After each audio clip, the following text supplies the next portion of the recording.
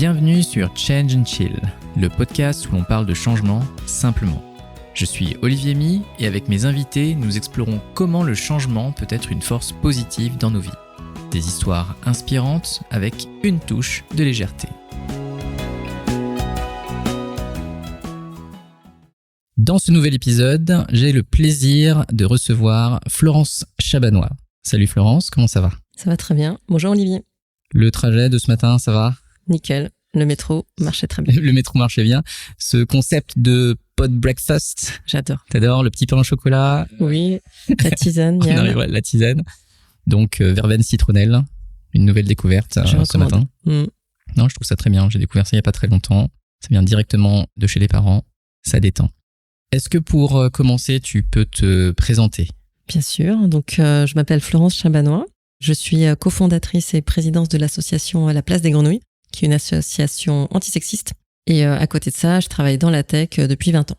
Bah super, ça nous donne le ton et c'est super que tu évoques ces sujets parce que ce qui m'avait fasciné dans nos conversations quand on se rencontrait, c'est vraiment ce combat que tu as aujourd'hui et cette mission que tu t'es donnée pour apporter du changement à ta manière. Et j'étais curieux d'en savoir plus. Alors déjà, ça me fait toujours bizarre quand je t'entends dire ça. Moi, je suis très pacifique, je déteste les combats. Mais c'est intéressant de voir ce que ça renvoie, par contre. Et c'est vrai que souvent on me dit « Ah, bravo » ou « Merci ». Je me dis « Mais je fais pas ça pour ça. Je fais ça parce que j'ai pas le choix ». Et je pense que il y a un peu ce décalage en disant « Petit à petit, je me retrouve avec cette étiquette de militante que… j'assumais mais juste pas du tout avant, parce que pour moi les militants c'est des vrais militants. Avec les pancartes dans la rue. Ouais. Oui, qui prennent des risques, qui sont arrêtés, qui investissent beaucoup d'argent, de temps, où il y a des gros sacrifices. Pour moi c'est vraiment un statut, à tort ou à raison, mais en tout cas c'est pas quelque chose dans lequel je me retrouvais. C'est pas parce que je dis des choses je le dis quand quelque chose me va pas, ou qui me paraît pas ok, que je suis militante, en tout cas dans ma tête. Quand j'ai commencé à faire des manifs, là aussi, je me trouvais toujours pas militante parce que c'est pas parce qu'on fait une manif une fois par an, ou même 2 ou 3, que on est militant. Et c'est quoi ces premières manifs que t'as fait ? La première, c'était il y a très longtemps. Ça ne rajeunit pas tout ça. Je crois que j'avais 18, 19 ans, donc c'était pour le contrat première embauche. En réalité, donc j'étais encore au lycée.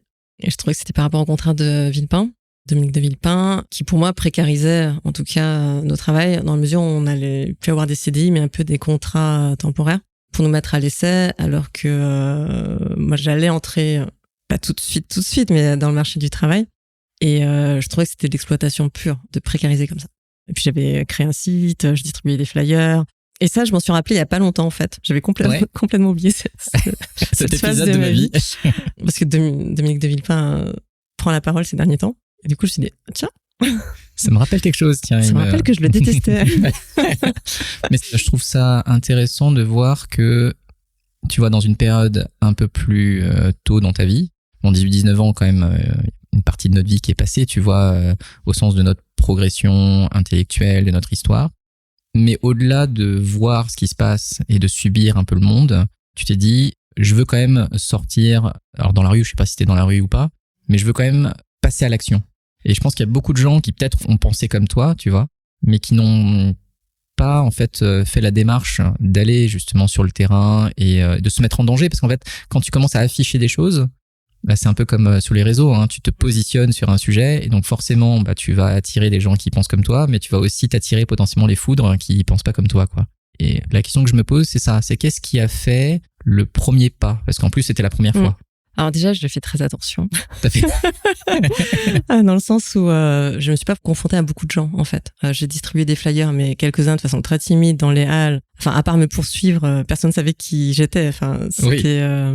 Plus très vite, on m'a dit d'arrêter, donc je suis allée très loin. Mais par contre, j'ai monté le site internet, il a été relayé dans les médias et j'étais toute seule. J'étais rattachée à aucune organisation politique, associative. C'est juste que pour moi, c'était pas OK et j'entendais des mensonges et des inexactitudes dans les médias. Ouais. Et dans les discours que j'avais avec mes camarades qui disaient ah oui, mais c'est peut-être bien, tout ça. Et je me disais, mais je pense que c'est ça qui a fait que ça a été la première personnalité politique que j'ai détestée, même si maintenant il me paraît bien petit, Villepin. C'est le côté on nous ment, on nous manipule. Ce qui peut paraître naïf parce qu'en politique, c'est pas si rare. Mais c'est surtout, je me disais, mais du coup, ça va passer grâce à ces mensonges que les gens ne savent pas parce qu'ils n'ont pas pris plus de une demi-heure, enfin plus de 5 minutes en fait, à se renseigner sur le sujet. Alors que moi, j'y ai passé des heures et que tous les arguments qui sont dits, si je fais un débat, je gère en fait. Il y a rien qui tient. Ah, mais ça veut dire que c'était suffisamment fort pour toi pour prendre ce temps, quoi. Oui. Alors bizarrement, après, je sais plus combien de temps j'ai pris pour faire le site. Surtout qu'à l'époque, je pense que je savais à peine. C'était peut-être mon premier site, je sais pas. Mais je trouve ça quand même marrant de se dire, voilà, il y a ce sujet qui arrive. Ça aurait pu être un tout autre sujet, hein, tu vois, parce qu'aujourd'hui, tu es toujours un peu dans les domaines politisés sans l'être complètement, mais tu te dis, ok, au-delà de mes études, je vais prendre ce temps-là pour finalement me mettre en danger, sans trop me mettre en danger. Sans trop me mettre en danger, oui. Je sens quand même que, tu vois, je suis un peu à une limite. Je vais faire un site internet. J'ai pas forcément toutes les compétences pour le faire, mais je vais quand même le faire. Je vais aller dans la rue distribuer des tracts. Et on sait comment on traite les gens déjà de base quand ils nous donnent des tracts, tu vois, sans pour autant que ce soit, tu vois, une manifestation. Oui. Je trouve que c'est vachement courageux, mais je le voyais pas comme ça. Je pense que je savais pas que c'était. Maintenant, je ferais plus attention si je distribuais. Je prendrais pas ma carte d'identité. Enfin, il y a plein de choses que je m'apprêterais à courir tout le temps. Je vérifierais. Je pense qu'avant, j'étais moins consciente du danger et au pire, on prend pas mon tract. Parce que, comme tu dis, on reçoit tout le temps des tracts du resto d'à côté, donc. Moi, j'étais une personne parmi plein d'autres. J'ai pas considéré que c'était dangereux. Par contre, sur le temps que ça a pris, j'ai pas compté, en fait. C'est juste que, il y a une information, une autre, c'est imminent. Pas le choix, on y va. Et à vrai dire, c'est vrai que, rétrospectivement, je me dis, mais comment ce site a pu être connu? Alors que j'avais aucune connaissance de SEO non plus. Franchement, je sais pas. Je me rappelle pas. Mais ce que je sais, c'est qu'à l'époque, quand moi, je recherchais des informations, je les ai pas trouvées à un seul endroit. Il a fallu que je consolide. Et c'est pour ça que j'avais créé ce site-là. Et qu'il a fini par être référencé parce que personne ne l'a fait, en fait. Il existe toujours ou pas? Ouais. Ah, il est toujours là, tu vois, tu y retournes plus. Non, mais je l'ai vu justement il y a pas longtemps en me disant, mais c'est quoi ce truc, il existe encore? Ça montre à quel point on fait pas le ménage sur les serveurs free. Ouais, et en même temps, c'est aussi là qu'on voit que parfois on peut poser des graines à des endroits. On se rend pas compte que c'est vu par des gens et que si ça existe et que ça réémerge, c'est qu'il y a probablement des gens qui y sont passés et que dans les algorithmes, ils se sont dit, c'est quelque chose qui a de la valeur. Hein. J'en sais rien. Je sais pas s'il est vraiment référencé. Par contre, en tout cas, il est pas supprimé. Il est toujours en ligne. Ouais. Et pour répondre à ta question d'origine, la vraie première manif dont je me rappelle, on va dire, même si... C'était pas la première, celle-là? Si, c'était la première. Mais c'était il y a tellement longtemps. Pour moi, c'est une autre Florence. Après, j'en ai pas fait pendant assez longtemps, je pense. Tu vois, pendant 10 ans peut-être. Enfin, je crois, peut-être que j'en ai fait, mais en vrai, peut-être que j'en ai fait. Mais c'était pas planifié, c'était pas avec autant d'élan du cœur, on va dire. La première vraie manif dont je me rappelle, dans le sens j'y vais toute seule, parce que ça, par contre, c'est un cap pour moi. Mais parce que là, quand tu distribuais les tracts et tout, en fait, Non, j'étais toute seule aussi, mais... Oui, c'est ce que j'avais compris, mais ok, c'était l'autre Florence, ça. C'était l'autre Florence, elle est différente. Et je pense encore une fois que je mesurais pas les dangers. Je me suis pas posé toutes les questions que je me pose maintenant. Et la première manif, c'était quand... je pense que c'était en 2020 ou 2019, c'était avec Masnef. C'est pas si longtemps que ça, alors? C'était il y a pas si longtemps. C'était la manif devant la mairie de Paris. C'était peu de temps après que Polanski soit nominé ou a gagné les Césars, juste après que Adèle Haenel se soit levée. Où c'est vrai que ça me paraissait fou que ça passe encore, ça. Et que ce soit elle qui soit marginalisée ou héroïsée, peu importe, mais que ça puisse être OK de récompenser des personnes comme ça. Et qu'on parle encore de séparer l'homme de son œuvre. Donc ça, déjà, ça commençait à me chauffer pas mal en me disant, mais c'est pas possible. Et puis, il y a Vanessa Springora qui a publié son livre, Le consentement, à la mairie de Paris. Je sais plus exactement ce qui s'était passé, mais il y avait dans les conseillers municipaux des personnes proches de Masnef qui avaient été nommées. Je me rappelle surtout des militantes qui avaient dénoncé ça. Donc c'était Alice Couffin, Raphaël Leleu. Franchement, je suis pas du tout politisée à cette époque, hein, vraiment. Mais c'est plus l'accumulation en me disant, mais on nous crache dessus en continu. C'est pas possible. Comment ça se fait que ça passe et que ça fasse débat? Et là, il y avait une manif spontanée que j'avais vue sur Twitter et je me suis dit, je suis tellement en colère, en fait, je vais y aller. Et pour moi, ça m'a demandé du courage parce que aller dans une manif, dans un milieu féministe que je ne connais pas, qui font un peu peur, dans le cliché des féministes, où je ne sais pas si je me retrouve dedans, ça, j'ai réfléchi quand même avant d'y aller. Mais justement, qu'est-ce que tu t'es dit? Qu'est-ce que tu appréhendais véritablement dans tout ça? Parce qu'il y avait une colère forte, en tout cas de ce que j'entends, et ça se voit sur ton visage quand on reparle, tu vois. Ce qui est marrant, parce que tu dis, moi, je suis pas trop dans les conflits et tout, mais par contre, je suis vénère, quoi. Ça dépend des sujets. Quand on se prend 5 claques, il y a un moment.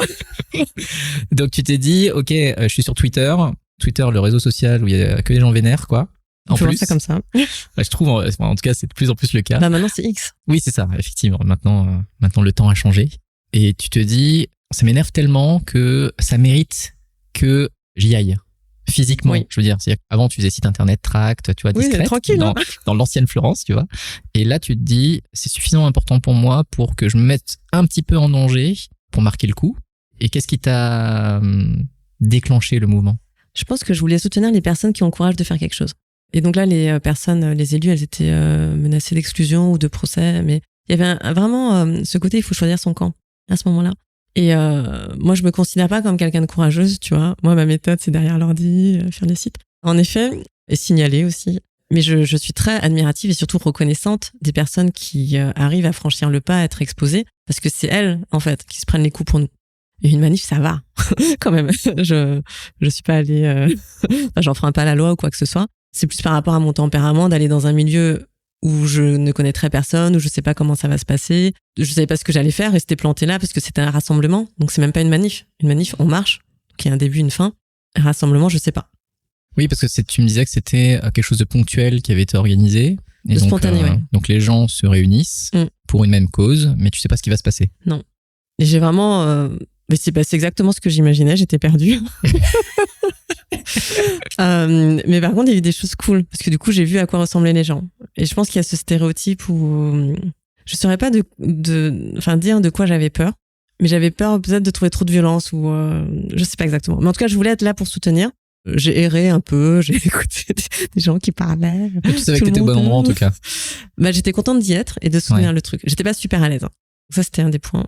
Et l'autre vraie manif féministe que j'ai fait aussi tardivement, c'est une copine des duchesses qui disait « Ah bah il y a la manif, on y va ?» Et moi je fais « Ah bah non, je suis pas assez engagée pour ça, je sais même pas où je me positionne. » Donc je crois que la première année, j'ai rien fait.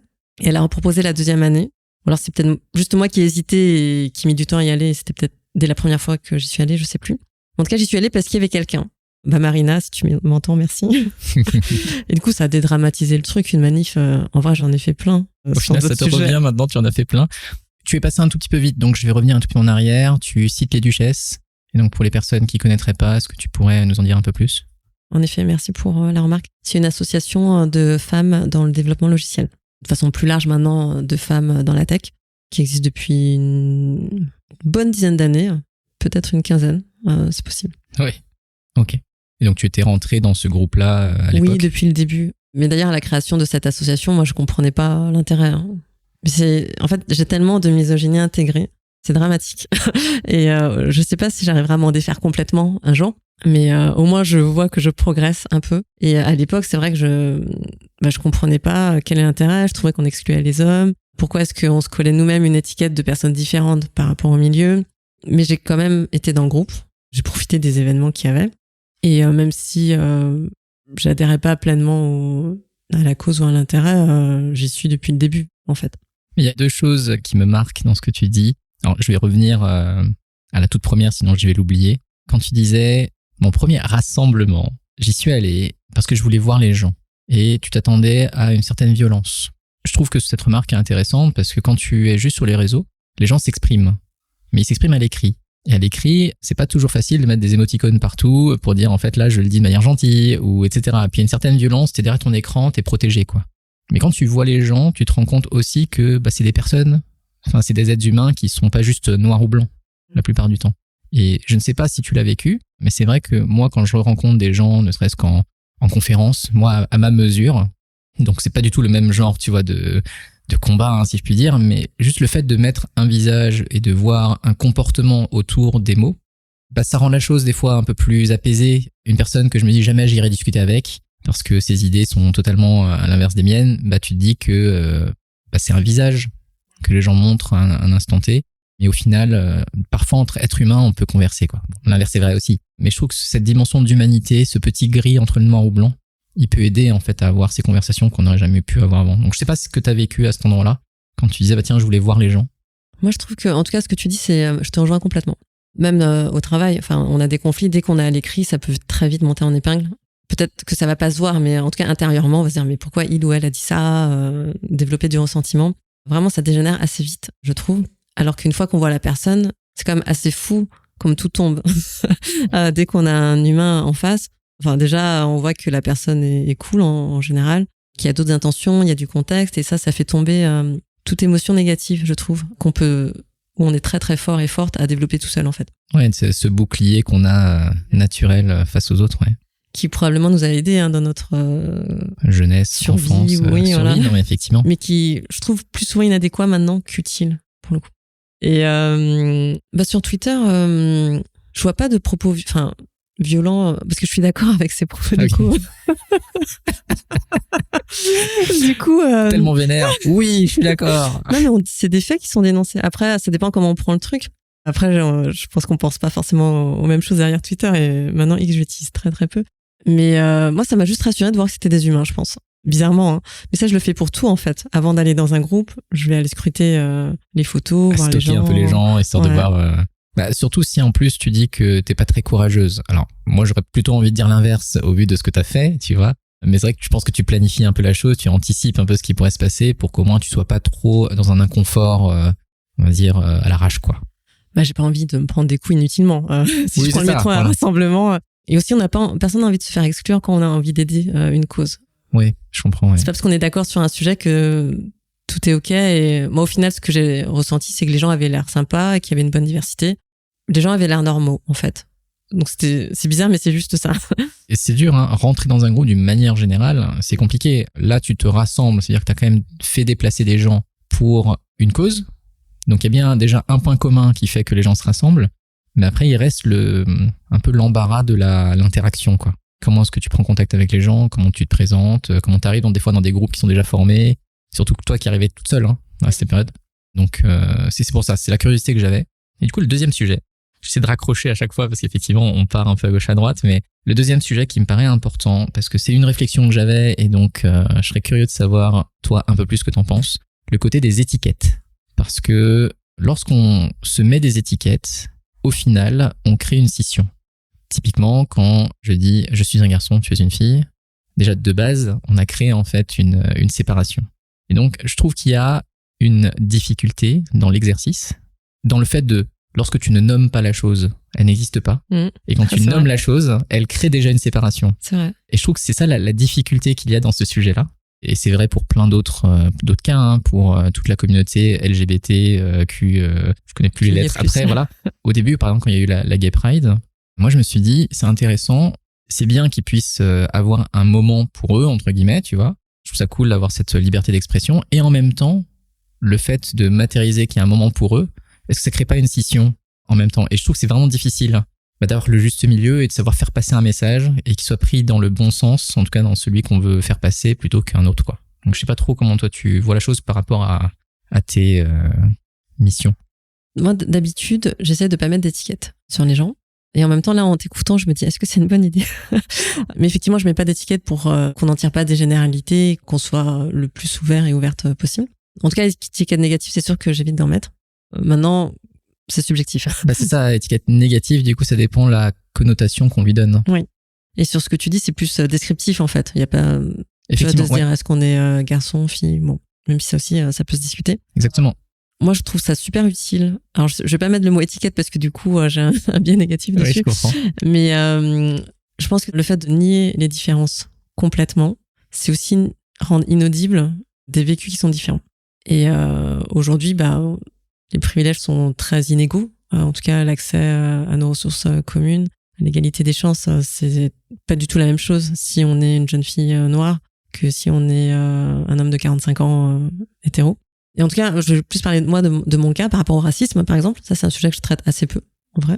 Mais je sais que les quelques fois où ça a été nommé, en me disant... Ça, c'est du racisme, c'est ça, ouais, le fait de... Ça, c'est du racisme. Ou de dire, chose, ouais. Moi, je sais pas ce que tu vis en tant que personne racisée, donc je vais pas... Moi, ça m'a beaucoup aidé, pour le coup. Enfin, en tout cas, de l'entendre, je me suis dit, mais c'est marrant, ça fait du bien, c'est étonnant. Alors que moi, je suis plus dans une... par rapport à mon histoire, d'émigré, du coup. Parce que c'est vrai que ça se voit pas, mais je suis... ça se voit pas à l'oral, ça ne se voit pas, effectivement. Je suis une personne racisée. Et nous, on est... je pense qu'on porte un peu cette charge qu'il faut être sage et pas faire trop de vagues. Et surtout, on doit s'adapter. Et du coup, si on s'adapte, on va faire comme si on était blanc et comme si on avait accès à ces privilèges.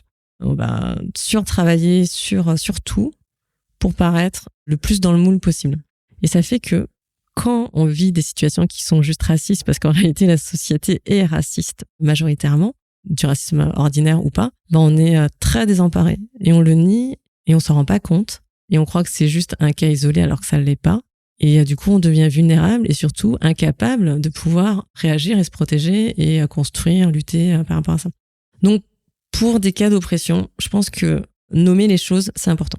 Je te rejoins sur le fait que, après, il s'avère que tous les deux, on est plutôt de culture asiatique. Et je pense qu'on est plutôt chanceux sous certains angles au niveau du racisme, si je puis dire, comme ça. Il y avait un reportage d'ailleurs qui est sorti il n'y a pas si longtemps que ça sur... Shintok, non ? Je sais plus comment il était nommé, mais il y a plein de gens qui m'en ont parlé, quoi. Mais c'est vrai qu'il y a des phrases qui, même dans mon esprit, se sont un peu banalisées. C'est-à-dire que quand tu parles de racisme ordinaire, ça me marque parce que... Alors moi, j'ai tendance à l'autodérision, voire même des fois à l'autoracisme. Mais c'est plus pour rigoler, détendre l'atmosphère pour une autre intention. C'est pas quelque chose que je vais faire pour marquer les esprits ou je veux absolument que les gens l'entendent. Mais là où je te rejoins, c'est que le fait de nommer un événement en particulier, ça permet en fait de le caractériser, déjà de s'en souvenir soi-même. Pour l'autre, c'est de l'aider aussi à se rendre compte que quand tu dis ça, voilà comment moi ça m'impacte. Et je suis le premier à dire que c'est l'intention qui est importante, etc. Là, même si ton intention était positive, il faut quand même que tu saches que le coup, je me le suis pris, quoi. C'est marrant, je suis pas d'accord avec ce que tu viens de dire, moi. Non, mais ouais. C'est important parce que moi, j'ai tendance à dire que ce qui est important, c'est l'intention. Mais quand je dis ça, c'est parce que c'est ça qui va driver la suite des choses que tu vas faire. Quand tu fais du coaching, quand tu fais de la facilitation, c'est ton intention qui va t'aider, en fait, à définir le chemin que tu vas avoir. Moi, c'est ce qui m'aide, en fait, à m'adapter. C'est parce que mon intention est claire, tu vois. Après, c'est pas parce que j'ai une intention positive de t'aider. Typiquement, on pourrait dire, les parents ont une intention positive d'aider leurs enfants. Et des fois, ils vont les surcouver ou etc. Tu vois. Est-ce que c'est bien, est-ce que c'est pas bien? Tout est relatif, quoi. Tu vois, dans la manière dont on fait les choses. Mais en tout cas, pour revenir sur le cas d'un cas de racisme, pour moi, c'est ça. C'est même si je dis un truc, je pensais que c'était une blague pour moi, intention positive, tu vois, au sens... là, je fais des guillemets, les gens le voient pas, mais je suis en train de faire des guillemets avec mes mains. Le fait de nommer, de dire, ça, c'est du racisme, ça peut déclencher une étincelle, en fait, chez l'autre. Sans pour autant créer un conflit, tu vois, parce que tu peux très bien t'entendre avec la personne et dire, est-ce que là, tu te rends compte que ce que tu es en train de dire, c'est du racisme? Parce que c'est pas quelque chose qu'on apprend à l'école forcément, quoi. En tout cas, je sais pas maintenant, je sais que moi, à l'époque, on m'apprenait pas ça, mais aujourd'hui, c'est pas des choses qui sont si flagrantes que ça, quoi. Donner le feedback, je trouve que c'est important, parce qu'effectivement, je pense que c'est là où, tu vois, sur la notion de combat que tu évoquais tout à l'heure, pour moi, c'est de l'éducation et c'est rendre visible des réalités que d'autres n'ont pas. Et du coup, de nommer les choses, ça permet ça. Sur l'intention, pour moi, c'était très important pendant longtemps, et ça l'est. Hein. Et comme tu dis, surtout dans une démarche positive et constructive sur la suite, donc clairement. Et je mets quand même sur le même niveau les effets, parce que il s'agit pas de soi en fait, mais de ce qu'on fait aux autres. Et je trouve que souvent on va se dire c'est pas mon intention, donc c'est ok. Non en fait, parce que l'effet est quand même réel. Donc sinon c'est pas que c'est trop facile, mais ça sert à rien. L'enfer est pavé de bonnes intentions, donc voilà. Je te rejoins effectivement. C'est pour ça que j'appuyais sur le fait que, tu vois, quand t'as donné le coup, tu peux pas, genre quand t'as donné une baffe à quelqu'un ou un truc comme ça, tu vois, mais mon intention était pas là. Oui. Ouais, mais j'ai quand même la trace de ta main sur le visage, quoi, tu vois. Moi, ce que j'ai tendance à dire, alors c'est plus dans le domaine du développement personnel que je dis ça, mais c'est comprendre n'est pas justifié. Je comprends ton intention, mais par contre, si les effets sont plutôt négatifs, c'est quand même à moi de prendre la charge de la chose et d'avoir la conversation. C'est pour ça que c'est marrant, j'avais fait un post là il y a quelques jours sur les langages de l'amour. Et donc les langages de l'amour, c'est un bouquin de Gary Chapman qui parle du couple, tu vois, en particulier. Et je partageais le fait que parce que moi j'aime bien réutiliser des trucs et les réappliquer dans un autre contexte, parce que je trouve que c'est toujours utile. Et je disais en fait dans les langages de l'amour, donc il y a 5 langages de l'amour qui permettent d'exprimer ou de percevoir de l'affection d'autres personnes. C'est ça en fait qui est le concept en lui-même. Et je disais que ces 5 langages-là, on pourrait potentiellement les utiliser dans le monde pro aussi. Tu vois, à une teneur bien sûr un peu différente, mais de se dire que faire des compliments, des choses comme ça fait partie des langages de l'amour. En fait, c'est des choses qu'on peut faire dans le monde pro, quoi. Tu vois, donc en fait, on peut réajuster dans un autre contexte. Il s'avère juste qu'il y a un des langages de l'amour qui est le toucher. Ok.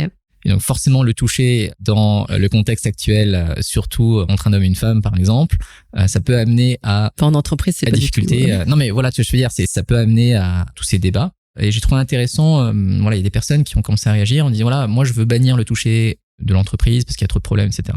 Même si je comprends le fond, Tu vois, et c'est pas que là je mêle un peu les deux, le côté perso et pro. Moi, j'ai jamais été trop fan du toucher en lui-même. Enfin, ou en tout cas, je m'étais pas rendu compte de ce que le toucher pouvait créer comme connexion intangible entre les gens. Tu vois, parce que je me rends bien compte, moi, par exemple, quand j'ai une personne qui me fait une tape dans le dos ou ne serait-ce que de serrer la main à quelqu'un. Tu vois, il y a une connexion qui est autre que simplement je te connais et tu me connais, quoi. Tu vois, ne serait-ce que faire la bise. C'est pareil, pour moi, c'est autre chose, quoi. Et je me suis dit, ce serait dommage de faire un off complet à cause des extrêmes qui avaient été faits à l'instant T. Et je dis pas que c'est facile. Je dis juste, de manière générale, j'aime pas trop les extrêmes. Donc noir ou blanc, j'aime pas trop. Mais le fait de se dire off pour ça, moi qui ai appris il y a quelques années comme quoi, en fait, c'était une manière de se connecter aux gens et de créer des relations, je me dis, c'est dommage. Et donc, on échange un petit peu. Et ce qui a émergé de la conversation que j'ai trouvé intéressante, c'est, en fait, tu peux parfois donner ton intention de manière explicite avant. C'est-à-dire que, par exemple, c'est Caroline qui me l'avait dit il y a pas longtemps, c'est qu'elle a une amie qui donc ils font une activité ensemble et avant d'agir, elle lui dit là j'ai envie de te faire un câlin pour te dire au revoir. Avant de le faire. Le fait d'exprimer ton intention avant de le faire, ça donne l'occasion à l'autre d'accepter ou de refuser. Et je trouve que même si ça donne en fait une sorte de côté mécanique de la relation, je trouve que exprimer ton intention avant, en fait ça clarifie en fait le mouvement qui vient après. Et je trouve ça vachement intéressant comme conversation parce que du coup, tu vois, tu peux expliquer des gestes, pas juste dire après, c'était mon intention, était ça, c'est tu exprimes d'abord ton intention, explicitement, et après tu vois ce qui se passe. Et après, tu crées la connexion et tu crées la conversation avec la personne. Ça amène la conversation, si tu veux. Non, mais c'est vrai que c'est pas mal de faire ça, parce que dans le cas que tu cites en termes d'exemple, c'est vrai qu'on va voir comment réagit la personne. Exactement. Si elle bloque en disant donc là même sans le dire, on va voir que c'est pas ok. Je pense qu'on part pas du même point. Oui, parce que je pense. alors je vais parler en mon nom, mais moi on m'a dressé à recevoir des bisous tout le temps, quoi. Ouais, je et comprends. sans que je puisse dire non. Et au travail, des gens que je ne connais pas, que je ne fréquente pas, on n'a pas les mêmes niveaux d'hygiène et de sensibilité d'odorat. Oui, ça je comprends. Et du coup, si on n'a pas envie, le fait de rendre ça standard, la bise, ça fait que en fait, comme tu dis, c'est une connexion. Et du coup, ça m'oblige à connecter avec tout le monde. Enfin, je sais pas si tu vois le truc. Mais je comprends. Mais en fait, il y a une sorte d'imposition d'un standard que tu n'as pas choisi et qui, si tu n'y réponds pas, il y a une sorte d'embarras. Donc, j'aime bien le terme embarras parce que c'est vraiment ce moment où toi, tu te sens mal. Tu ne sais pas trop pourquoi tu te sens mal parce qu'en fait, il y a une sorte de conflit interne entre ce que toi, tu voudrais et ce que tu considères être la norme sociale de qu'est-ce qui est bien. Et effectivement, la bise est quelque chose qui s'est perdu un peu depuis le Covid. Voilà, pour toutes les raisons d'hygiène. Mais aussi, je pense que ça a été une opportunité de dire on peut faire sans. Mais je trouve que c'est...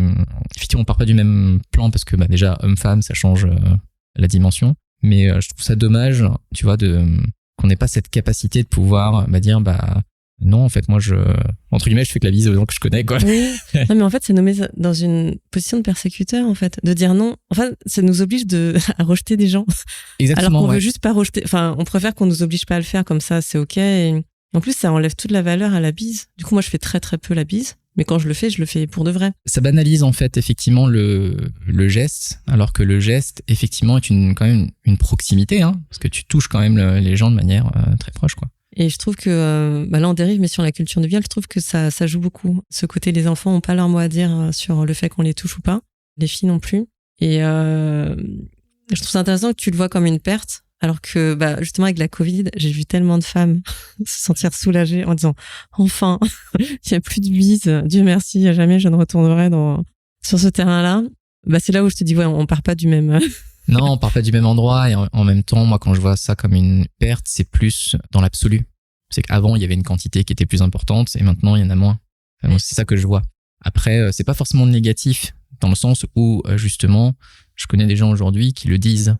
Et je pense que c'est ça le vrai changement qui a eu lieu, c'est on ose dire les choses, on ose définir nos règles aussi, plutôt qu'en fait de se laisser imposer quelque chose qui est sociétal, tu vois. Mais par contre, je le vois quand les gens le font. Il y a un tout petit moment de malaise. Oui, c'est vrai, on peut pas. Ouais, alors moi déjà, je sais plus maintenant, avec les gens depuis le Covid, c'est est-ce que tu check, est-ce que tu fais la bise, etc. Donc effectivement, moi, je me dis, voilà, je me sens mal, surtout pour les gens que je connais déjà. Mais quand les gens se connaissent pas, et que les gens osent se le dire, c'est marrant parce qu'il y a le malaise du départ. Tu sens que la personne a eu du mal à le dire. Genre, moi, je fais pas la bise, ou etc. Et c'est pas contre toi. D'ailleurs, et c'est pas contre toi, tu vois, tu sens que déjà, je suis en train de justifier un peu la chose. Mais juste après, souvent, la réaction, c'est, ah, mais je comprends tout à fait. En fait, il y a pas de problème. C'est juste qu'on a tellement pas l'habitude de se le dire et que c'est un nouveau code que, on se sent mal. Donc, je trouve à la fois ça dommage et à la fois ça super encourageant. Parce que quand tu vois les résultats, ça assainit vachement les relations. Parce que rien n'est finalement automatique et si évident. Donc ça mécanise un peu les relations, mais au moins quand les règles sont claires, tu vois. Oui, et puis c'est normal qu'on recommence à chaque fois pour chaque personne. Donc, ouais, exactement. Donc on navigue. Oui. On navigue ensemble. Non mais de toute façon, comme je te disais, on n'a pas de plan préétabli. Hein. Donc c'est ça qui. J'avais un point. T'avais un point que tu voulais évoquer avec moi. Ouais. Moi, je me pose beaucoup de questions sur les manifs, donc on revient un quart d'heure plus tôt. Ouais, c'est très bien. Alors, en ce moment, je suis pas en colère, mais j'ai eu des moments où j'étais très en colère. Et l'un des derniers moments où j'étais en colère, c'est du coup, j'ai coupé Twitter. J'ai désinstallé mon. Ouais, donc, c'était il y a quelques années. Ça m'a fait beaucoup de bien, à vrai dire. Et je me pose la question des manifs. Donc, quand on veut se mobiliser pour une cause, tu vois, qu'est-ce qui impulse du changement? On va souvent imaginer des manifs. Aujourd'hui, on arrive un peu aux limites des impacts des manifestations. Il y a eu les Gilets jaunes, il y a eu des mois et des mois de manifestations sur la réforme des retraites. Il y a les manifs féministes, les manifs sur la sécurité, pour la Palestine. Il y a des manifs sur beaucoup de sujets. Et quand on regarde les résultats en face, il y a rien qui bouge. Du coup, à un moment, on se pose la question parce que ça prend du temps. C'est des congés sans solde. Beaucoup d'énergie, ouais. Et j'ai des hauts et des bas sur ça en me disant, est-ce que j'y vais pas? Et surtout, des fois, on a des très, très grosses manifs qui ne sont pas retranscrites. En fait, il n'y a pas de photos. On va, comme tu dis, on va voir le bazar qu'il y a à un moment de la manif, mais on voit pas qu'il y a 1 million de personnes, quoi. C'est encore plus décourageant de se dire, mais du coup, ça servait à rien parce que on passe ni sur Twitter, ni à la télé. On s'est mobilisé, qu'on soit 5 ou 100 000, c'est pareil. Et selon qui regarde, il n'y a pas le même chiffre. En plus, oui. Mais que nous, on y était, donc on sait qu'il y avait plus de monde que la dernière fois, etc. Ouais, ça fait. Mais semaine après semaine, c'est vraiment... ça pose question, on va dire. Et se pose la question de pourquoi on fait des manifs, vu que l'impact est quand même assez mitigé, surtout avec le gouvernement actuel où vraiment il y a aucune ligne qui a bougé avec les manifs, aucune, quel que soit le nombre de manifs et le nombre de personnes dans les manifs. Et je pense qu'une des utilités des manifs, c'est quand même de se retrouver. Et par rapport au rassemblement que j'évoquais devant l'hôtel de ville tout à l'heure, l'une des réunions les plus mémorables pour moi, là où c'est utile, c'est de se retrouver avec des gens qui partagent les mêmes positions et qui ont la même indignation et l'envie de faire changer les choses. Et sur ça a énormément de valeur, les manifs, même si ça prend un samedi après-midi, de se dire on va reprendre de l'énergie en se disant on n'est pas tout seul en fait à vouloir du changement. Du coup, moi, j'encourage quand même les gens à faire des manifs et de pas avoir trop d'attentes sur les résultats derrière. Faites comme Florence, distribuer des tracts, créer un site internet, voilà. Mais en fait, c'est bien de comprendre que c'est pas la manif qui est vraiment le déclencheur fondamental. Hein. C'est que la manif est une représentation, on va dire, physique, où vous savez que vous n'êtes pas seul par rapport en fait à ce qui va vous réunir en tant que groupe vénère, quoi, sur quelque chose. Mais que le mouvement, en fait, il continue après. Après, il y a plein de choses qui se passent. Chacun peut apporter sa pierre à l'édifice. Je pense que, en tout cas, c'est le message que j'entends, quoi. C'est sortez au moins pour aller voir tous les gens qui pensent comme vous. Oui, c'est ça. Et qui vont vous redonner de l'énergie parce que des fois, on a l'impression de ramer quand on est seul. Exactement. Non, mais c'est important, hein. Parce que il n'y a que avec le groupe qu'on va réussir à créer la vague suffisante pour amener le changement qu'on veut amener. Hein. C'est aussi pour pas être trop triste, en fait. On peut très vite se sentir seul. Et les collages féminicides en disant on te croit, on vous entend, tous ces signaux qu'on laisse, toutes ces traces qu'on laisse sur l'espace public ou qu'on envoie en parlant sur LinkedIn ou Twitter, c'est des appels à dire on existe. Et si vous viviez la même chose, vous n'êtes pas seul. Et ça, c'est super important. Je pense qu'il faut vraiment pas le sous-estimer. Et les manifs, c'est des gens qu'on voit en vrai. Donc c'est super inspirant parce qu'on voit d'autres slogans, on se dit c'est drôle, haha. Ce qu'il ou elle a dit ouais, et toi tu fais quoi c'est vraiment un moment de retrouvailles, en fait. Moi, je suis toujours très, à la fois surpris, mais agréablement surpris de la créativité des gens.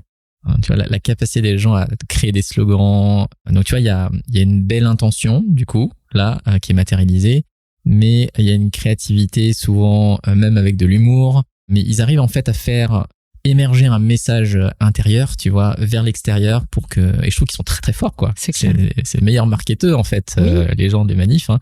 Même quand ils crient dans le mégaphone, quoi. Je trouve que vraiment des slogans. Déjà, je passais à côté d'une manif, je sais plus quand, là. Enfin, j'étais dans des bureaux, il y a une manif qui passait à côté. Quand tu les écoutes, il y a quelque chose de très fort, en fait. Il y a une sorte d'expression, en fait, véritable de bah moi j'aimerais ça en fait pour moi. Et je trouve que c'est très difficile en vrai, surtout dans une culture française où tu vois, on aimerait bien que les choses nous soient un peu dues sans qu'on ait besoin de demander, à force tu vois d'avoir un système social qui est très dans bah on vous donne un peu les trucs comme ça, tu vois. Moi je trouve que les manifs c'est important dans le sens où, enfin quand je dis important, c'est que au-delà des gens qui font des dégâts, etc. Tu vois, ça c'est encore des extrêmes, mais je trouve que c'est vraiment une expression de nous on veut ça quoi. Et le fait d'être dans la rue c'est déjà un pas pour essayer d'y arriver quoi. Après faut pas s'arrêter là quoi. Oui, clairement, ça suffit pas en soi. Mais du coup toi dans ce combat, donc j'ai le mot combat, mais on trouvera un autre mot pour la suite. Tu vas l'assumer maintenant. C'est intéressant comme combattante. C'est la première fois qu'on dit ça. Mais tu sais, attends, pardon, mais j'ai vu ma tante, parce que tu parles de combat, donc qui est venue chez moi pour la première fois, on a déménagé, tout ça, et elle a vu des gants de boxe. Elle a dit, c'est à qui ça? Et je dis, bah c'est à moi. Et là, elle est partie dans un fou rire. Ça a duré 3 minutes. Genre, mais toi bon, ça montre à quel point je suis combative. Ouais. Donc ouais, c'est marrant. Mais c'est que les gens ont peut-être pas vu en fait ce feu en toi. Je suis très très pacifique en fait. C'est juste que des fois, enfin sur certains sujets, effectivement, je peux m'enflammer parce que ça en vaut la peine. Et c'est vrai que c'est là que je vais être vocale. Et du coup, si on regarde que ce qui dépasse, je m'en suis rendu compte il y a peu de temps que je peux renvoyer cette image de personne très véhémente, très engagée, très militante. Et je suis tout ça, mais je suis aussi plein d'autres choses. Mais du coup, ils ont que ce qui dépasse. Et c'est vrai que du coup, ils me renvoient le feedback, genre, ah, mais du coup, t'es pas, enfin, on peut parler avec toi. Je fais, bah oui. Mais il y a l'humain derrière le message, hein. C'est ce qu'on disait tout à l'heure, mais dans l'autre sens, quoi. Ouais. Avec toi, ouais. Mm. Et donc, du coup, aujourd'hui, qu'est-ce que tu fais à ce sujet? Donc, il y a les manifs auxquels tu as participé. Tu sens qu'en fait, il y a une sorte un peu de banalisation de la manif. En France, on est un peu les pros de la manif. Et donc, quand il y en a trop, bah, du coup, l'impact est moindre. Hein, je suis pas d'accord sur lien de cause à effet, mais ouais. En tout cas, l'impact est faible. On est d'accord en ce moment. Bah, en tout cas, moi, c'est ce que je vois dans d'autres contextes. Après, peut-être que dans le contexte des manifs, c'est peut-être pas la même chose, mais plus en fait on fait quelque chose, plus du coup le geste est aussi facile et moins l'impact est grand, tu vois, ou c'est moins visible parce que c'est plus récurrent. Et c'est un peu de la vision que j'en ai, tu vois, quand une grève SNCF, tu vois, il y a un côté, la nouvelle est plus la même, ça a plus le même impact, bah je sais comment gérer la chose, etc. Tu vois, c'est dans ce sens-là en tout cas. Bah toi, tu t'es dit, bah j'ai quand même ce message qui est important, j'ai des choses qui me tiennent à cœur. Qu'est-ce qui t'a amené au pas suivant pour développer ce que peut-être tu fais aujourd'hui ou peut-être que t'as fait quelque chose avant? Alors j'y ai fait 2 choses, donc enfin, juste pour encadrer, pour moi, c'est le gouvernement qui est sourd au peuple. Hein. Non, il y a aussi ça, hein, je veux dire, mais tu vois ce que je veux dire, c'est-à-dire que quand... Je comprends la théorie de ce que tu dis. Ouais, quand dans le passé, il y a eu une révolution et qu'ils ont coupé des têtes, oui. C'était suffisamment fort pour quelque chose qui se bouge, tu vois. Là, vu qu'en fait, il y a une sorte de juste, je tape à la porte et il se passe rien. Ouais, clairement. D'accord. Pour moi, il faudrait peut-être plus... parce que même les grèves, ça marche pas, en fait. Et c'est là où ça me fait mal parce qu'il y a énormément de sacrifices qui sont réels lors de ces mobilisations, mais c'est vrai que comme le gouvernement est aveugle au peuple, bah ils se rendent pas compte et ça leur fait rien, donc ça marche. Bah c'est là où je te rejoins sur quand tu disais le lien de cause à effet, c'est-à-dire que dans ce que je disais, il y avait une sorte de lien de cause à effet, mais je pense qu'il y a une complexité autour qui fait que il y a plein de variables qui rentrent en jeu, quoi, et qui font qu'on n'arrive pas à avoir les impacts qu'on veut parce que ça touche énormément en fait d'éléments qu'on maîtrise pas. Ouais. Mais du coup, pour répondre à ta question, là, je me suis engagée plus politiquement dernièrement, pendant les législatives, justement parce que c'était très très risqué ce qui allait se passer et qu'on n'avait jamais été aussi près du mur, quoi. Vraiment, il est minuit moins le quart. Et tu vois, je me suis mobilisée comme jamais, vraiment. J'ai passé mon temps à ça. En termes de charge mentale, je pouvais pas dormir, j'étais tout le temps sur ça. Donc sur le terrain, à faire des choses sur lesquelles je suis pas du tout à l'aise. Ouais, par exemple? Bah, du porte-à-porte, par exemple, ça c'était pour moi le pire du pire. T'es allé faire du porte-à-porte? Eh oui, pendant 1 mois. Avec tes gants de boxe? Ah non, peut-être que ça aurait marché mieux, je sais pas. Peut-être. Hein. Toujours est-il que bon, c'était une expérience sur plein de choses. Et surtout, je me suis étiquetée, du coup. Alors que moi, je voulais pas être politisée, en tout cas me maquer à quelque chose. Donc, je suis rentrée plus dans des organisations politiques.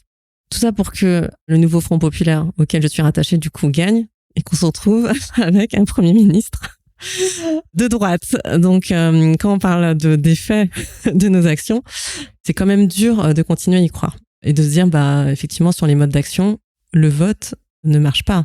Alors que si un autre parti avait gagné, je suis certaine que là, on l'aurait senti et qu'on serait allé dans le sens de cette victoire-là. Donc, par rapport aux moyens d'action, moi, j'ai pas de solution. En fait, on a besoin de plus de gens, on a besoin d'être plus politisé, je pense. Il y a beaucoup trop de choses qui se sont passées ces derniers temps. En tout cas, ça, c'était ma dernière marche d'engagement.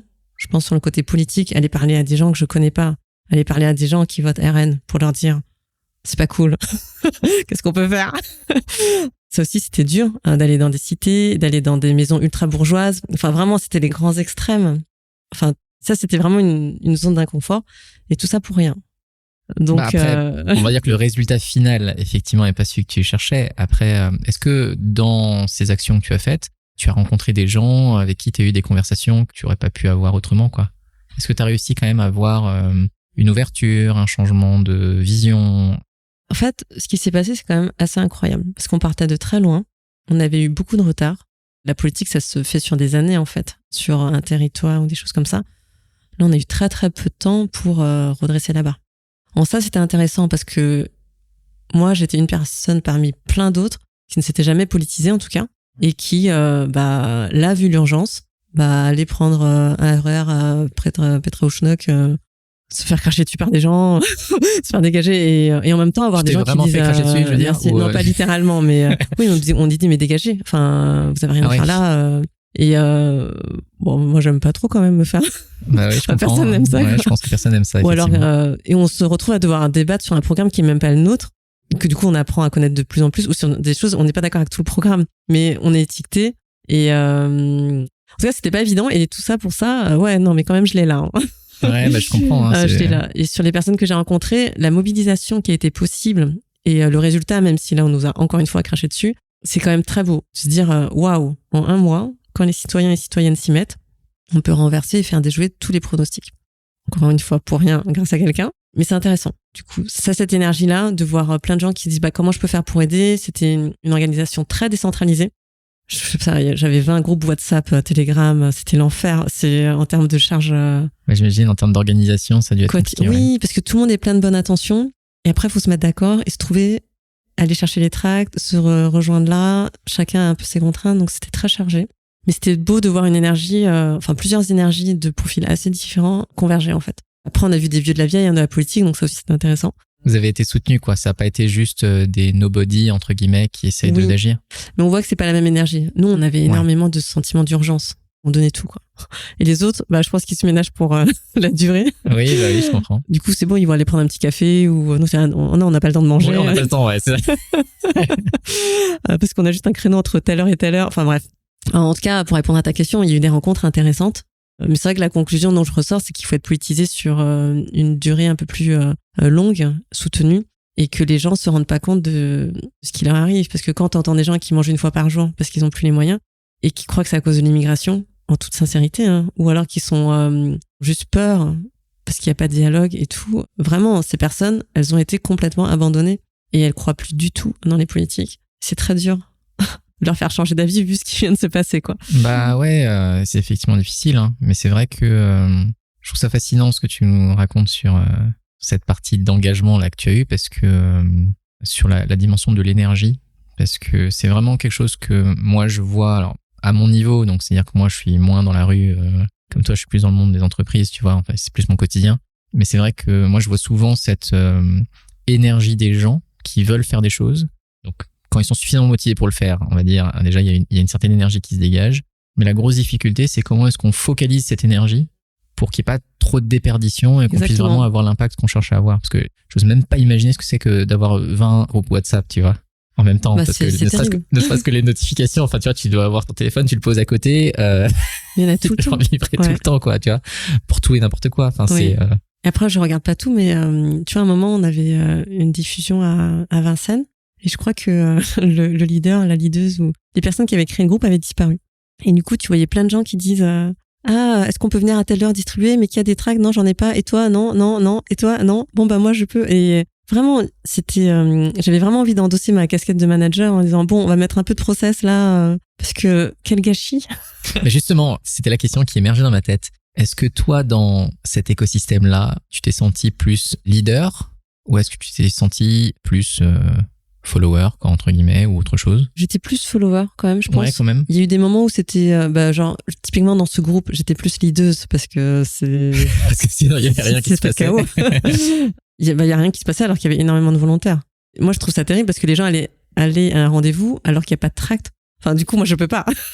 Donc, je m'organise. C'est-à-dire que les gens vraiment avaient l'énergie et la volonté de contribuer, mais ils avaient besoin quand même qu'on leur dise, OK, on va aller là, on va faire ça. Bah, s'ils n'ont pas le matériel, ils peuvent pas, en fait. Ah oui, c'est OK. On peut pas juste, enfin, on pourrait faire du porte-à-porte, mais selon les horaires, c'est quand même, les porte-à-porte, c'est plutôt à 18h, quand les gens, sont chez eux. Sont chez eux, c'est ça. Et du coup, si on n'a pas le matériel pour distribuer ou les affiches, ben, on va quelque part pour rien.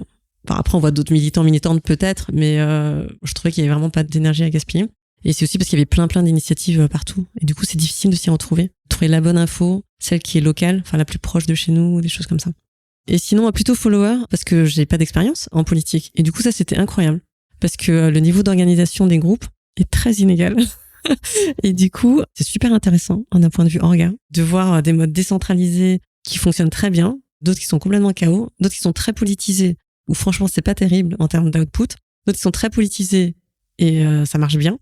Et il y en avait une, ça m'avait vraiment impressionné. On était à la gare, il y avait des cartons de tous les tracts, on était briefés, ils tournaient avec des camions, et on a aperçu un brief des candidats opposés, de l'historique des personnes. C'était waouh. Là, on était vraiment aidés. Et aussi un entraînement aux objections. Donc là aussi, il y a plein de matériels spontanés qui ont été créés pour répondre à telle objection. Comment pitcher au début pour pas non plus s'enliser, qu'est-ce qu'il vaut mieux éviter. Donc il y a un onboarding en fait qui a été structuré pour ça. Ouais. Il y en avait plein de différents, mais c'était là j'avais oublié tout ça, mais là en y repensant, d'un point de vue intellectuel et orga, c'était vraiment très instructif. Il y a des choses à récupérer alors quand même. Ouais, je pense. Mais carrément. Moi, je m'en suis servi un peu pour l'asso après, parce que donc l'asso La Place des Grenouilles, l'asso antisexiste, on organise des événements et selon les événements, alors des fois on organise et c'est tout. Et d'autres, on a des invités. Et là, on veut vraiment qu'il y ait du monde. Dans le sens, on peut pas qu'il y ait que 10 personnes, quoi. Ou alors, il y a d'autres événements, on a besoin de parité. Donc, si on fait rien, il y a quand même une majorité de femmes. Donc, il faut aller explicitement aller chercher des hommes. Et donc là, on avait un événement où j'avais besoin de monde. Et du coup, j'ai utilisé les techniques du porte-à-porte ou des choses comme ça. Non, t'es rodé, quoi. Je sais pas, parce que j'ai le trac en vrai à chaque fois. Mais bon, en tout cas, je sais que je l'ai déjà fait. Ouais. C'est plus ça. Et que c'est pas si terrible que ça. Je pense que j'ai dû mettre 2 semaines, peut-être 3 avant de faire des porte-à-porte. Et c'est l'appréhension du départ, et puis après tu y vas. Hein. Même selon les gens à qui on le fait, c'est très différent aussi. C'est-à-dire que ça comptait suffisamment pour toi, pour quoi qu'il arrive, dépasser ce truc-là. Hein. Oui, clairement. C'est marrant. Hein. Mais c'est vrai que sur un porte-à-porte, j'étais liseuse, clairement. Parce que je trouvais que ça... là, c'était avec un parti politique que j'ai trouvé extrêmement mou, et je comprenais pas ce qu'on faisait là, en fait. Moi, j'avais pas le temps. Oui, parce que c'est en plus de ce que tu fais dans la vie de tous les jours. Oui, c'est ça. Mais eux... Dans leur contexte, c'est normal de juste tenir un stand. Et j'ai dit, mais moi, je suis là pour du porte-à-porte. On fait du porte-à-porte. Parce que je sais que c'est ça qui marche le mieux, en fait, en termes de pivot des voix. C'est de créer la conversation avec les gens, quoi. Exactement. Et donc là, j'ai été leaduse. Donc, en vrai, je pense que c'est 50-50. Ça doit dépendre des endroits où j'ai été. Mais justement, là, tu évoquais l'association. Est-ce que tu peux nous en dire un peu plus là sur ce que vous organisez et comment est-ce que justement vous essayez de faire des petits pas pour amener un peu ce changement? Yes. Alors, avant l'association, moi, je crée des événements... Des fois, j'avais des besoins. Donc, typiquement, il y a Lean In, c'est un livre de Sheryl Sandberg. Ouais. C'est l'axe numéro 2 de Facebook. Du coup, il y a des ateliers. Il a eu beaucoup d'impact. Oui, elle a fait un travail top. Et du coup, elle propose du matériel pour que des femmes discutent entre elles sur leur carrière ou prennent confiance en elles. Bref, il y a des formats d'ateliers. Donc ça, je menais ce type d'atelier déjà en parallèle. Et j'avais aussi un club de lecture féministe. Puis j'avais plein d'autres idées. Et du coup, j'avais envie de créer une asso pour avoir une structure pour centraliser tout ça. Parce qu'à chaque fois, du coup, je dois aller chercher le public quelque part. En même temps, j'ai pas énormément de temps, donc même s'il y a 4 personnes, c'est déjà bien. J'ai pas besoin de beaucoup plus.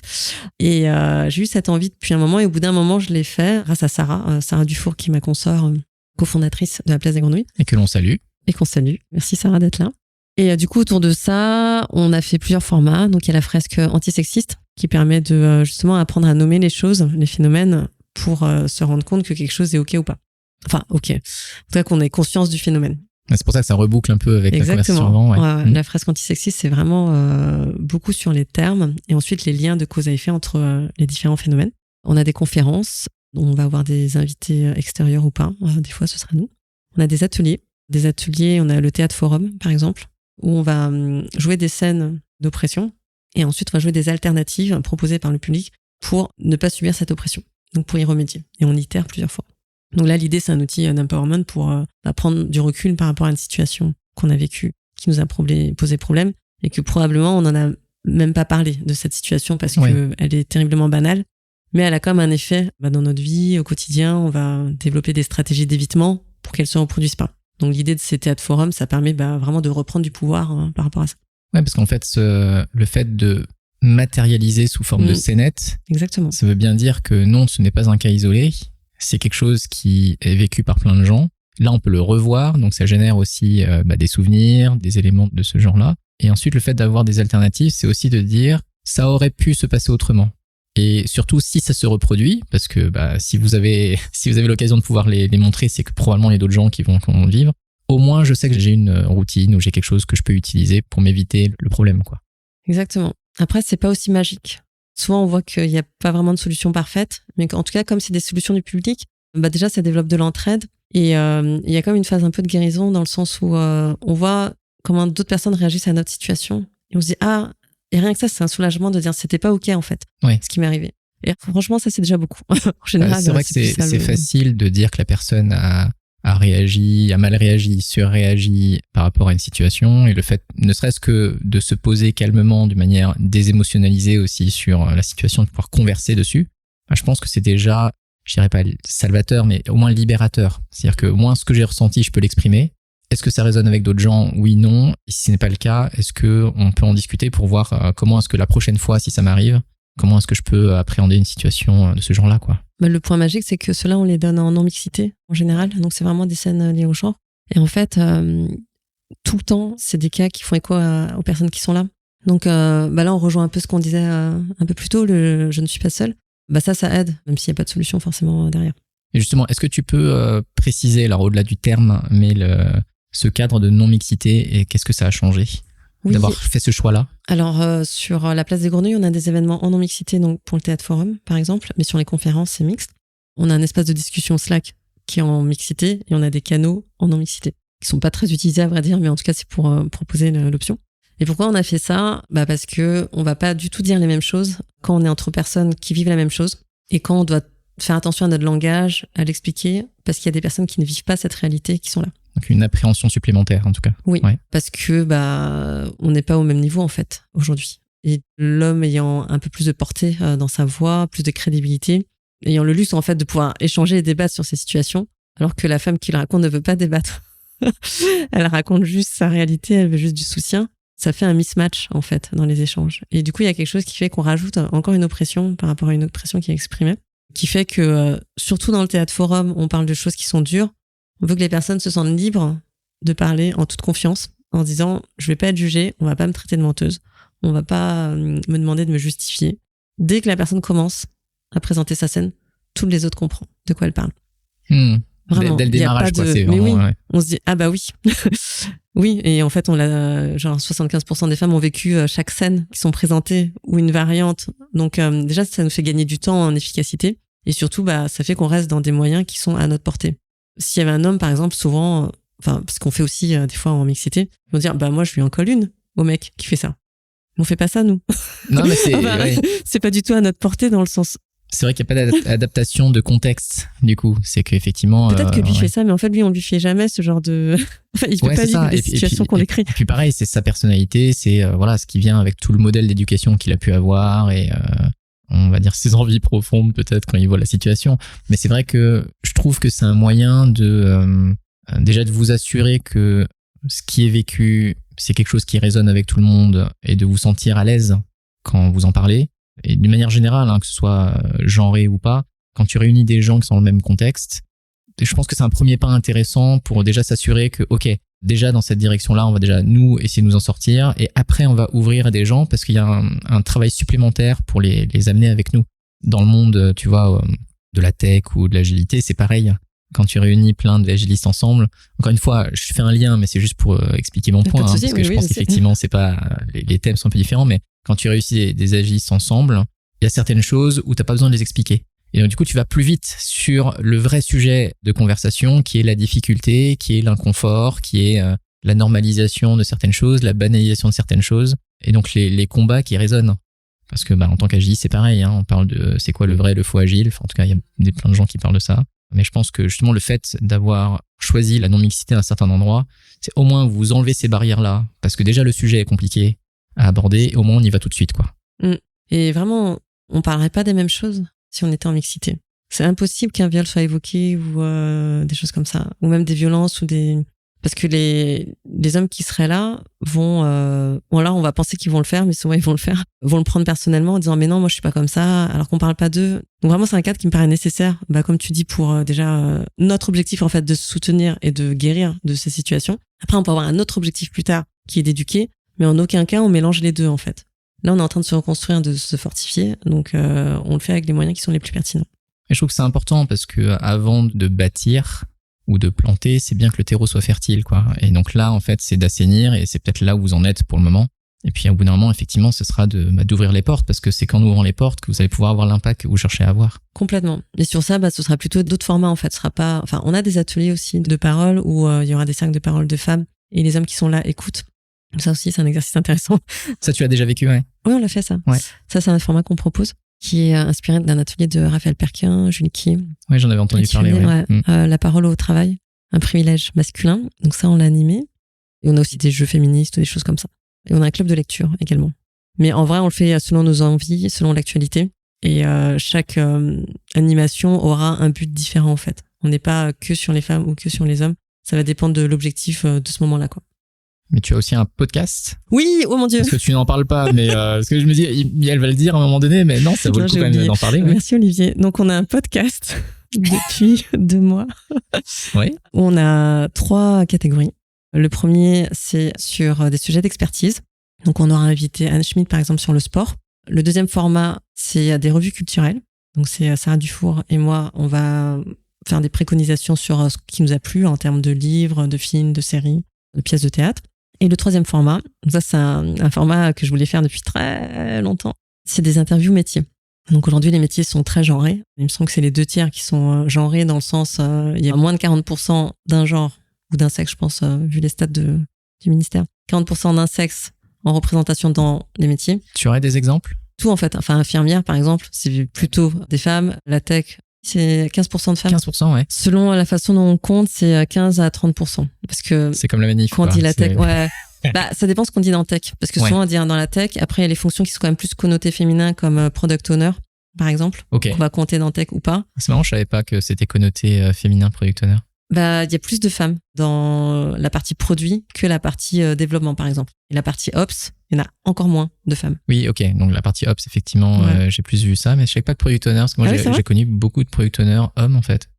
Mais il y a quand même quelques femmes, non, que tu connais ou pas du tout? Oui, bien sûr. Ouais. Non, je connais, mais en fait, quand tu as dit ça, ça m'a pas marqué direct. Quoi. Je me suis pas dit, oui, ok, tu vois. D'accord. Je me dis, tiens, en fait, je connais pas mal de product owners hommes, mais j'ai jamais fait le rapprochement. Ça, mais c'est intéressant, tu vois. Moi, comme je parle du dev, pour moi, le product ownership, c'est un milieu où il y a un peu plus de parité. Ouais, on est moins sous-représenté, en fait. Ouais. Après, si je parlais du bâtiment, tu vois, je sais pas. Et du coup, dans ces interviews métiers, l'idée, c'est d'échanger avec des personnes qui sont sous-représentées dans leur métier. Donc là, par exemple, on a interviewé Sarah Danand, qui est une escrimeuse. Et du coup, dans les sports de haut niveau, il y a moins de femmes que d'hommes, même si c'est en train de changer et tout ça. Donc l'idée, c'est de proposer des rôles modèles, en fait, justement, dans des gens qui vont pas voir beaucoup de rôles modèles sur ces métiers-là. Donc c'est pas forcément sur le genre, parce que sous-représenté, ça peut être très bien aussi. J'avoue, on pense plutôt genre. Ah, c'est quand même plutôt genre, ok. C'est pas plutôt genre, même s'il peut y avoir des sujets annexes sur l'homophobie ou le handicap. Faudrait que je regarde quelle phrase on a mis exactement. Mais sur l'ensemble, c'est quand même plus genre. Mais vu ce qu'on a mis, je pense que c'est vrai qu'on pourrait faire sous-représenter sur d'autres critères. C'est ce que j'entends en fait quand tu le décrivais. Ouais. Je me dis, ça pourrait très bien être, ça pourrait être racial, ça pourrait être culturel, ça pourrait être plein d'aspects, tu vois. Nous, on aimerait bien le faire en intersection, en vrai. Parce qu'aujourd'hui, il y a beaucoup de métiers où les femmes ont plus de représentation. Sur la médecine, par exemple, maintenant, on a atteint la parité. Il y a même plus de femmes que d'hommes. Mais on arrive aussi à une période où le métier de médecin est dévalorisé par rapport à avant. Vraiment. Et ce n'est pas un hasard, je pense. Et du coup, l'idée, pour moi, c'est pas de se dire, il y a un métier, un secteur d'activité où il y a moins de femmes que d'hommes, on va essayer de mettre plus de femmes, que du coup, ce métier, parce que on aura mis plus de femmes et que la société n'a pas bougé, est toujours aussi sexiste et patriarcale qu'avant, devient sous-valorisé, comme l'enseignement, par exemple. Avant, c'était que des hommes. Ça s'est beaucoup féminisé. Maintenant, c'est un métier qui est très, très mal en point, en fait, en termes de soutien. Bon, je vais pas encore parler politique, mais voilà, qui est beaucoup moins respecté qu'avant. Sur la médecine, je crains que ça devienne pareil. Et du coup, sur la tech, avant, c'était des femmes. C'est devenu valorisé. Il y a eu maintenant une majorité d'hommes. Si on remet des femmes qui redevient dévalorisé. En fait, c'est infini. Bah, c'est ça, ouais. C'est un peu une roue qui s'arrête pas. Ouais. Donc, c'est vraiment le sexisme, en fait, et le patriarcat. Et faire en sorte que des métiers connotés féminins, donc en réalité des métiers où on prend soin des autres, soient aussi valorisés que des métiers où on pense qu'à ses fesses. Le métier du coaching, au sens coaching professionnel, je veux dire, parce que le coaching agile, c'est encore autre chose, mais c'est vrai que le coaching professionnel, beaucoup de femmes. D'accord. Beaucoup de femmes. Bah, coaching professionnel, tout ce qui est assistante sociale, tout ce qui est facilitation. Infirmière, bah oui, tout ce qui est enseignement. Tout ça, c'est mal payé et c'est surreprésenté par des femmes. Et dans chaque secteur, plus on monte haut dans la hiérarchie, moins il y a de femmes. Même sur infirmière, en fait, les chefs infirmières, en fait, c'est des hommes. Donc c'est là où on se mord la queue. Et donc là, ce podcast, il a cette vocation aussi, non seulement à sensibiliser, mais aussi de donner la parole. Oui, absolument. Et nous, notre mission, c'est d'aider les personnes à se libérer des injonctions de genre, à se déconstruire, à remettre en question les stéréotypes qu'on véhicule, qu'on subit ou qu'on a intériorisés, et in fine, être plus libre, en fait. Donc c'est vraiment la mission de l'association. Et l'un des moyens, c'est de proposer un espace d'échange par rapport à ça, où on monte en compétences et on partage des ressources. Et ça résonne avec une des conversations qu'on avait eues en déjeunant l'autre fois, où on se disait, en fait, prendre la parole, c'est aussi prendre sa place. Absolument. Et je trouve ça super de donner l'opportunité, en fait, des personnes, des fois, qui n'osent pas simplement prendre la parole, alors qu'ils ont des choses à dire. On a toujours l'impression, j'ai rien à dire, ou des gens l'ont déjà dit quelque part, et qu'est-ce que je vais apporter en plus? En fait, tu vas apporter de qui tu es, de ton histoire, et ça va probablement résonner avec d'autres. Que ce soit sur les réseaux sociaux, LinkedIn, etc. et ce que tu fais chaque semaine maintenant. Merci. Et par le podcast, en plus, il y a le son de ta voix, il y a des choses comme ça. Et je trouve que c'est super important de valoriser le fait de prendre sa place à l'intérieur. Il y a de la place pour tout le monde, en vérité. Il n'y avait pas de bouchon particulier. Et je pense que c'est important de le mettre en avant. Que tout le monde a la possibilité de s'exprimer. Et que si vous avez un problème quelque part, ou si vous avez des choses qui vous tiennent à cœur, partagez-le. Il y a probablement des gens, en fait, qui vont résonner, et peut-être qu'un jour, ils vont se réunir de manière spontanée devant je ne sais quoi. Mais vous allez rencontrer des humains qui, justement, avec qui vous allez pouvoir avoir des conversations qui sont importantes.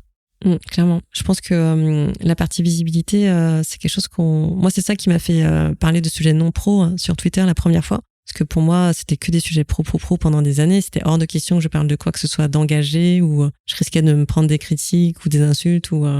Et vraiment, c'est là aussi on parle je pense, d'un point différent, c'est qu'on sait ce qui nous attend si on nous voit trop en tant que femme. Après, ça arrive ou ça arrive pas, on sait pas. Mais du coup, on anticipe. Et ce qui m'a poussé à le faire, c'est exactement ce que tu dis sur la notion de visibilité. Aujourd'hui, l'espace public, médiatique est occupé par 76% d'hommes. Du coup, ça envoie le message que seuls les hommes sont capables et que les femmes valent moins. Et au-delà de oser, ce qui, moi, m'a fait bouger, c'est ce côté responsabilité, en disant... les Asiatiques, on les voit même pas non plus, et les femmes encore moins, et je veux que nos réalités existent. Et si nous, on le dit pas, c'est pas les autres qui vont nous tendre le micro, en fait. Parce que ça va bousculer leurs acquis aussi. Donc ça, c'est un point. Et l'autre point, c'est qu'il y a d'autres femmes, ou d'autres hommes d'ailleurs, qui vivent les mêmes choses, et à qui ça fait du bien, même si il et elle, on en parlait d'ailleurs, vont pas forcément dire « Ah, c'est cool, merci ». Mais on sait jamais, en fait, le nombre de fois où je reçois des merci bien longtemps après, ou au détour d'une conférence, ou dans le RER qui me dit « Ah, je t'ai vu, machin », je fais « Mais t'es qui, toi ?» Il me dit « Bah oui, j'ai vu ton message, je te connais sur LinkedIn, t'as fait ça, merci, ça me fait beaucoup de bien, et ça me donne du courage au quotidien. » On sait jamais, en fait, l'influence qu'on a. Et exister tout court et parler, c'est déjà super militant, je trouve. C'est pour ça, quand vraiment on a en tête, et moi c'est vraiment que depuis quelques mois que j'ai ça en tête, que 80-90% en fait font plutôt partie de l'audience silencieuse, c'est de comprendre que en fait ces gens-là, c'est une audience. Et donc ils voient les messages, ils entendent en fait ce qui est partagé, et peut-être qu'un jour ça va faire mûrir, faire germer une graine en fait quelque part chez eux. Et je pense que si on peut déjà apporter notre pierre à l'édifice chez nous en s'exprimant, et puis en plus que ça puisse résonner chez les autres, je trouve que y a pas de raison de s'en empêcher, quoi. Absolument. Bien, Florence, je pense qu'on est déjà pas mal avec toutes ces conversations qu'on a pu avoir. Est-ce qu'il y a un sujet en particulier que tu voulais aborder sur des petites notes que tu as à côté qu'on n'a pas abordées? Oui, j'ai l'expérience 1000 grammes. Parlons de ça. Parlons de ça. Ça, c'est quelque chose qui a un peu déterminé toute ma vie, en fait, en termes de changement ou de non-changement. Il y a plusieurs films, d'ailleurs. De plusieurs films, ouais. Il me semble. Au moins 2, non? Au moins? Ouais, au moins 2, je crois, ouais. Et, du coup, est-ce que tu peux en parler? Oui, absolument. Alors, du coup, c'est une expérience qui a eu lieu après la Deuxième Guerre mondiale, où du coup, on demande à des groupes de volontaires de se découper en deux. Enfin, de se découper. On sépare des volontaires en deux groupes. Oui, parce que se découper. Je recommence. Et on tire au sort dedans. Donc, il y a deux types de profils. Il y a le profil des personnes qui vont, donc encore une fois, c'est tiré au sort, qui vont tester les connaissances de quelqu'un en lui envoyant des signaux électriques. Quand elle se trompe, on lui envoie un peu plus de décharge. Et on augmente, tout ça. Et l'idée, c'est de voir si on punit plus quelqu'un, est-ce que la personne va devenir meilleure dans ses résultats et être plus performante. Donc ça, c'est ce qui est présenté aux volontaires. Et en réalité, l'expérience, c'est pas ça. L'expérience, c'est de voir à quel point la personne qui envoie des signaux va résister ou pas à la pression que le pseudo-scientifique, le faux scientifique, va exercer sur elle ou lui pour faire souffrir quelqu'un d'autre sous couvert de science. Donc à quel point, en fait, on éteint son cerveau, ou même pas son cerveau, ou son cœur, ou son humanité, pour une autre cause. Son humanité, je trouve que c'est effectivement un bon point. Et cette expérience, ça m'avait beaucoup marqué. Et je pense que par rapport au changement, là où ça m'a toujours drivé, c'est que, bon, la notion de courage relative, mais le côté, en tout cas, on a une responsabilité. On peut refuser de la prendre, mais on est quand même responsable en ne faisant rien devant une situation qui est pas OK. Mon intention était bonne, mais Exactement. j'étais quand même balancé je sais pas combien de volts dans le... C'est ça, ou c'est pas ma faute, c'est l'autre personne qui m'a mis la pression. Exactement, mais c'est quand même toi qui avais le doigt sur le bouton. Ouais. C'est ça. Et on l'a fait. Et du coup, c'était justement par rapport au contexte de Deuxième Guerre mondiale, où il y a des atrocités qui ont été commises, alors que tout le monde n'était pas sadique. Après, il y a la notion de survie. Là, la personne, dans l'expérience, n'est pas menacée. Et ce qu'on voyait dans l'expérience aussi, c'est que la personne devenait de plus en plus insensible, dans le sens où... Alors, pas la personne qui recevait les signaux, parce que de toute façon, c'était un acteur ou une actrice, mais la personne qui envoyait les signaux était de plus en plus indifférente. Parce qu'au début, il y avait beaucoup de lutte. Et au bout d'un moment, alors qu'on arrivait à une intensité où la personne allait mourir, en fait, et l'acteur, en fait, jouait très bien la souffrance, c'était de moins en moins grave, en fait. Au bout d'un moment, la personne se déshumanise, en quelque sorte. Donc, ça veut dire qu'il y a il y a ce petit moment un peu d'indécision où la personne se pose la question. Oui. Tu vois, donc effectivement, t'appelles de lutte. Et puis, à un moment donné, dès que t'as dépassé le cap, c'est trop tard. Voilà, c'est fini. Après, tout est parti. Ouais. Du coup, je me suis toujours posé la question. Est-ce que je me situe où, moi, dans ça? Donc, j'ai toujours pas la réponse. Je suis très contente de pas avoir fait l'expérience. Mais du coup, devant des situations qui sont pas OK pour moi, ou même en entreprise, sans aller jusqu'à torturer quelqu'un, mais dans le sens, on va livrer cette fonctionnalité alors que elle n'a pas une qualité satisfaisante pour les clients. Moi, en tant que développeuse, en tant que manager, en tant que qui que ce soit, en tant que partie prenante de cette entreprise, pour moi, on doit tous et toutes avoir une part de responsabilité sur ça et au moins faire le travail de signaler. Après, on peut insister encore un peu plus. Donc ça, c'est en entreprise, mais sur des sujets sociaux, je pense qu'il faut faire très attention à savoir qu'on est prêt à être très, très, très, très mauvais et aller très loin sous couvert de c'est pas ma faute. Oui, je te rejoins. Et l'environnement a énormément d'influence sur notre capacité à prendre des décisions. Soit effectivement, il y a une certaine force intérieure. Je parle de force parce que en fait, je sens quand même que d'une manière générale, c'est pas le plus évident pour tout le monde.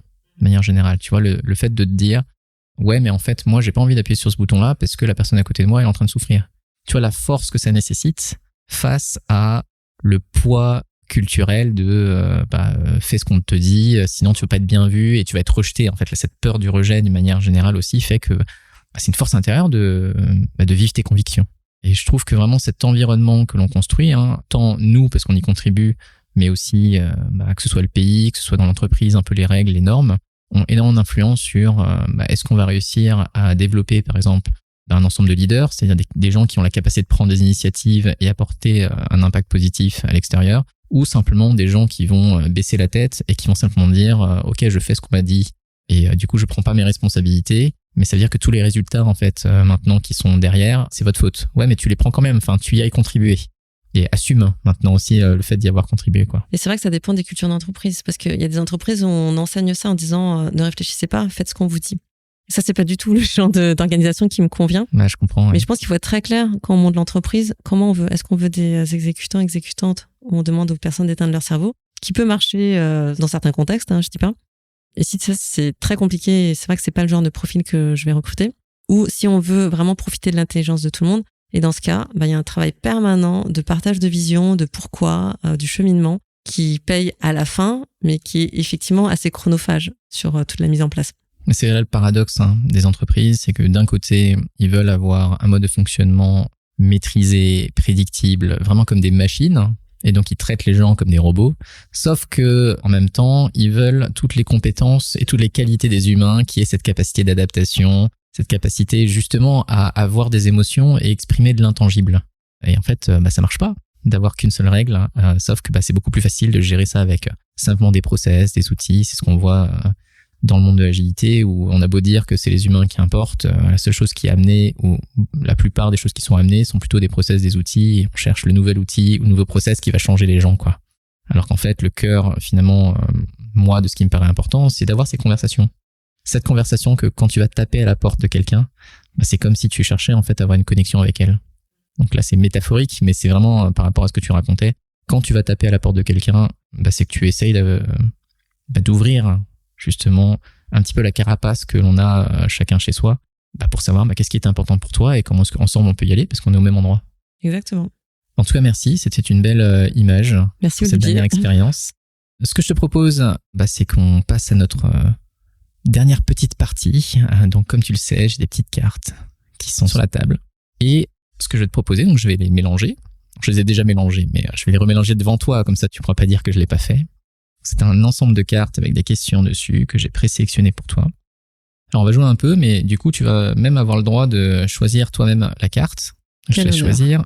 Vas-y, hop. Donc est-ce que tu peux la lire? C'est quand la dernière fois que tu as suivi ton cœur? Donc suivi ton cœur est entre guillemets, si je me souviens bien. Oui, c'est vrai.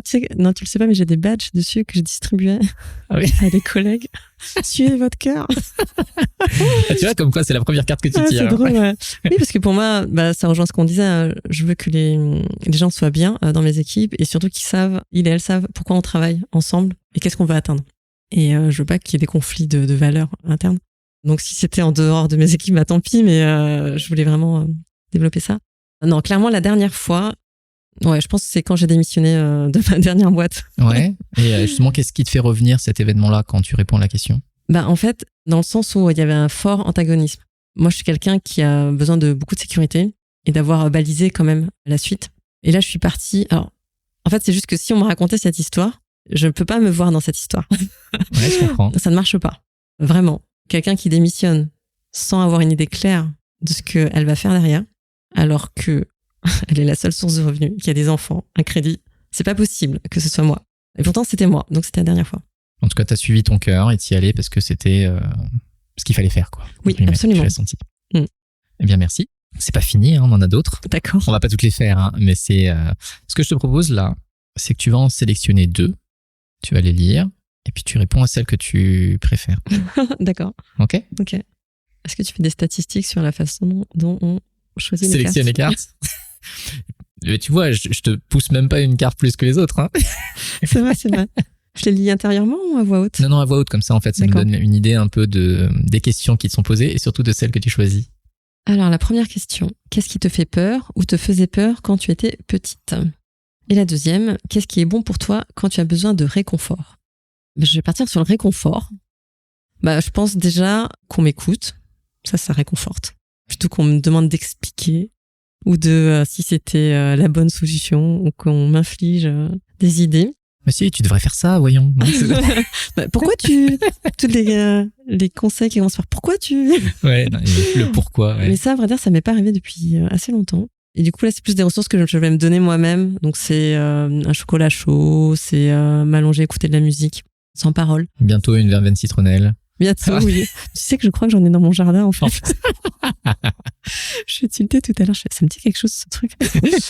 Et je sais que j'ai plus conscience de ma sensibilité et du coup maintenant je m'en sers plus dans le sens si ça sollicite mes sens, ça peut me faire beaucoup de mal, mais ça peut me faire aussi beaucoup de bien et effectivement ça marche. Donc réconfort, musique, boisson chaude. Donc tu te crées un espace chez toi aussi, quoi. Oui. Ouais, super. Et du coup pour la dernière, parce que moi aussi j'ai envie de jouer à l'intérieur, tu vas en sélectionner 3 là dans ce qui reste. D'accord. Mais c'est moi qui vais choisir. Ok. Comme ça, t'as un petit peu la main sans vraiment avoir la main, tu vois. C'est pas vraiment la main, surtout qu'il y a 3 cartes. Effectivement, il restait 6, t'as choisi sur 2. Je vais te les lire. Alors, quelle preuve d'amour / d'amitié remplissent ton réservoir d'amour? La deuxième, c'est qu'est-ce qui te fait plaisir dans la vie? petits et grands plaisirs acceptés. Et la troisième, quelle est la chanson qui correspond à ton humeur du moment? Moi, il y en a une instinctivement que j'ai envie de te poser. Ah bah vas-y alors. Parce que je te vois sourire en face de moi et je trouve ça rafraîchissant. Et je me dis, c'est quoi qui te fait plaisir, toi, dans la vie?